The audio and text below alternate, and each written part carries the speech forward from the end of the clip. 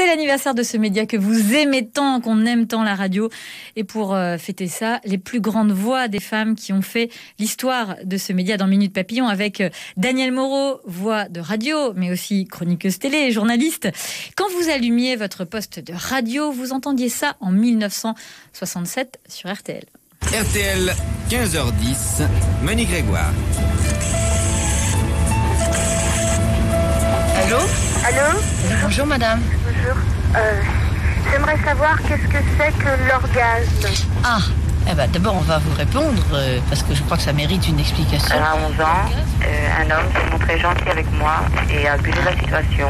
Danielle Moreau, c'est une révolution de pouvoir poser ce genre de questions à la radio en 1967. C'est tellement une révolution. Je vais vous donner un exemple. En 65, donc 2 ans plus tôt, les femmes peuvent enfin ouvrir un compte en banque sans demander l'autorisation de leur mari. Ah oui, ça aussi, c'est une révolution. Voilà. Donc 2 ans plus tard, on se retrouve quand même avec Monique Grégoire. Son premier sujet, en plein après-midi sur RTL, donc une radio familiale grand public, c'est l'éjaculation précoce. Donc vous imaginez quand même là, c'est pas une révolution, c'est une révolution. C'est utile. Oui, et ça marche tout de suite évidemment.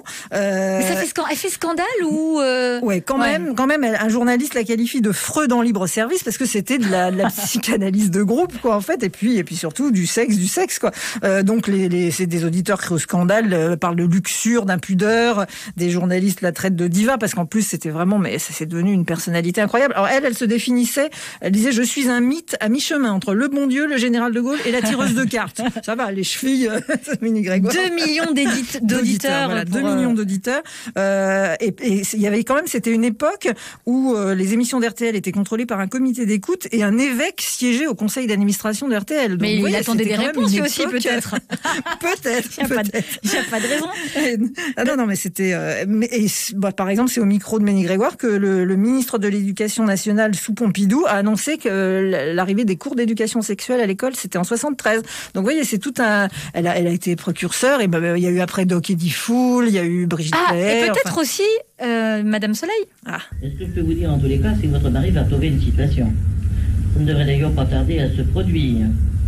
Il a Mercure qui est dans le cycle du Sagittaire en ce moment, au trigone de son soleil, donc dès avant la fin de l'année, votre mari pourrait quand même poser des jalons avec quelques chances de succès. Je pense d'ailleurs qu'il a dû déjà le faire, bien entendu. Seulement, pour le moment, il est comme tous les gens qui ont des aspects importants dans le signe du Taureau, et c'est son cas, puisqu'il a 4 planètes dans ce signe, il est contrarié par la position de Saturne qui ralentit les événements. Alors là, on est plus dans l'horoscope, on est sur Europe 1, là. On est quand même dans le dialogue avec les auditeurs, parce que justement, face au succès de Monique Grégoire sur RTL, Europe 1 veut réagir, et alors embauche une femme mais au parcours incroyable. Et alors pareil, je vous le disais hors antenne, vous avez vu quand même le point commun entre toutes ces femmes de radio, elles ont toutes commencé à 45-50 ans, quoi. C'est incroyable. C'est de la maturité pour leur carrière. Voilà. C'était, on s'en fichait de l'âge, on s'en fichait du physique. Et Madame Soleil, c'est devenu carrément un phénomène. C'est-à-dire que pendant son émission, les standards de tout le quartier de la rue François 1er, en plein Paris, un côté des Champs-Élysées pour ceux qui connaissent pas, explosaient tellement il y avait d'appels. Et Georges Pompidou était fan d'elle. Alors, je sais pas s'il était fan d'elle, mais en tout cas, il a fait référence quand on lui a posé une question sur la sécurité européenne dans une conférence de presse. Il a dit, mais je ne suis pas Madame Soleil. Donc, vous voyez, même le président de la République la citait. Et c'est une femme incroyable parce que, alors, il y avait toute une légende, en fait, autour d'elle. Donc, je raconte cette légende. Je ne sais pas ce qui était vraiment vrai ou pas, mais en fait, elle a été orpheline de père et de mère. Elle est montée à Paris auprès de sa tante qui était diseuse de bonne aventure. Et on dit qu'elle-même, donc, a appris l'astrologie, tout ça auprès de cette tante et faisait son métier dans une roulotte. Et Lucien Maurice, qui était un grand directeur des programmes d'Europe 1, était féru voyait des voyantes, si j'ose dire, et il l'a trouvée tellement formidable qu'il l'a fait embaucher. Mais la chute un peu triste de l'histoire, c'est qu'elle a commencé le 14 septembre 1970, 3 jours après le suicide de Lucien Maurice.